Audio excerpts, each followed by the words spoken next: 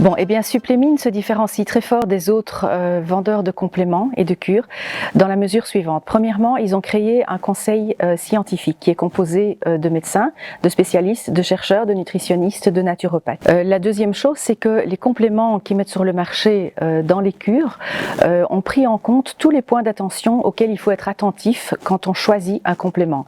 Un complément, ce n'est pas simplement un nom. Un complément, c'est une concentration, un dosage qui est très important.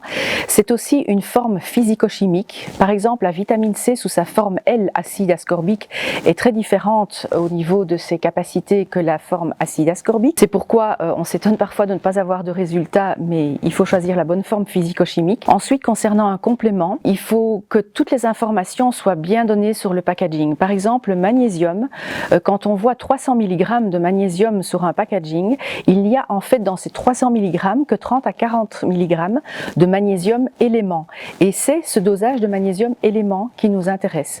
Concernant le magnésium, par exemple, il peut être enrobé dans différents sels, du malate, du glycérophosphate, du cistrate, etc., qui vont avoir une capacité d'absorption et d'assimilation différente. Un complément, c'est aussi des procédés de fabrication qui doivent être respectueux des plantes que l'on utilise. C'est aussi une synergie, c'est-à-dire que dans une des gélules, on a mis du coenzyme Q10 avec des oméga 3, ça a ses raisons d'être et on l'explique dans une autre vidéo. Et c'est aussi les excipients, on ne peut pas mettre n'importe quoi dans une gélule si on veut respecter la santé des gens.